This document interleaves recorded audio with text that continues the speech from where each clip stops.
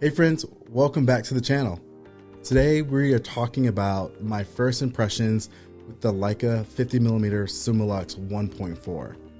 I bought this lens after renting it 7 or 8 times over the years, and to be completely upfront, before I really even get into my first impression, I thought there was no way that this lens was worth $4,500. I've had just about every M-mount 50mm lens in my effort to avoid buying the Summilux. I've had several Voigtlander lenses, several Zeiss lenses, the Leica Summilux lens, a 7 Artisans lens, TT Artisans, and any sort of different flavor in the 50mm land. It was not until the second time that I photographed with this lens that I understood why it is so unique and worth the steep cost. Now, I do love 50mm. It is my second favorite focal length, right behind 40mm. I've never been too keen on 35s or 85s because the way I see the world through those two focal lengths just don't match.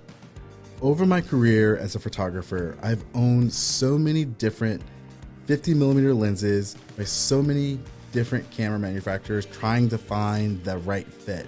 I've owned Sony, Canons, Fuji, and Nikons, and now my love affair has extended to the M-mount lenses. The first camera that I ever picked up and shot with extensively was the Canon AE1 with the 50 1.8, and I was instantly in love.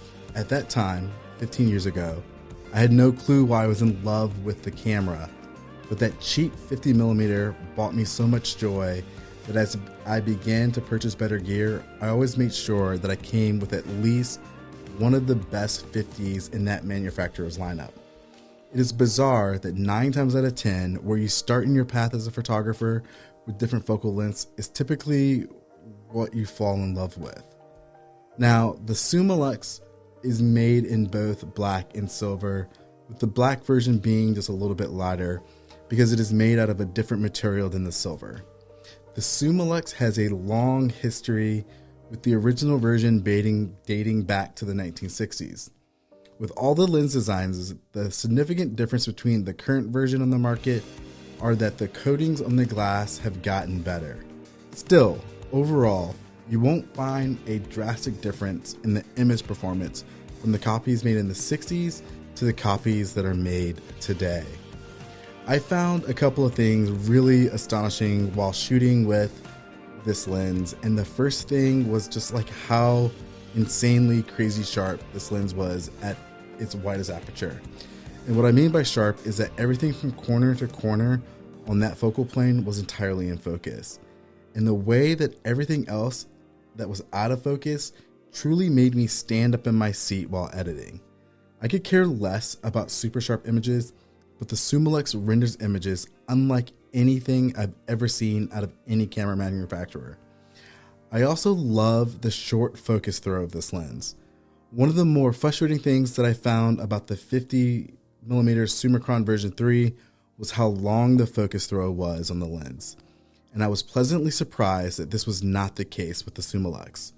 If you're interested in my Summilux review, or Summilux review, my apologies, I will place it somewhere in the comment section so you can kind of read some of my thoughts and impressions about that lens. I was also surprised by how small and compact, yet how heavy this lens is when you're holding it in your hands. Despite being a little heavy, it feels perfect on some of the beefier digital M bodies like the Leica M240. I also shot with this lens on my Konica Hexar RF and my Leica M6, and it felt great on those bodies despite being a little front heavy.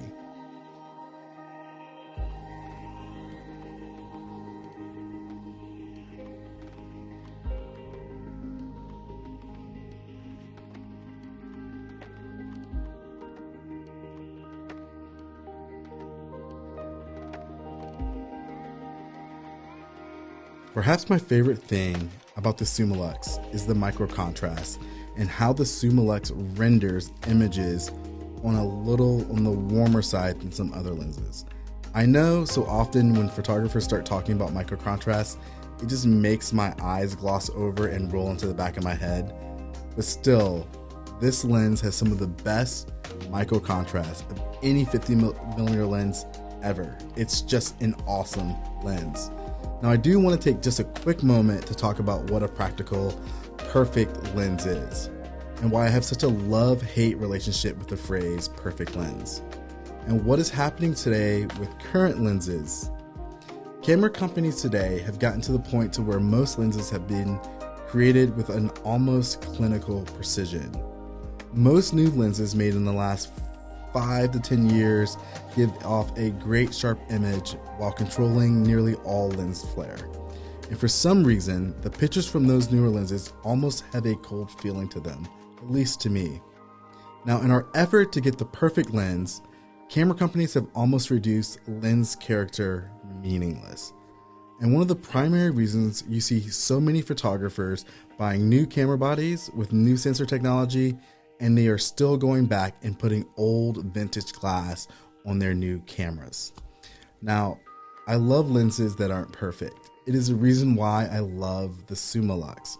And it is another reason, despite the price, why you should give this lens a long, hard look, no matter what camera you are shooting with today, if it is a M-mount camera.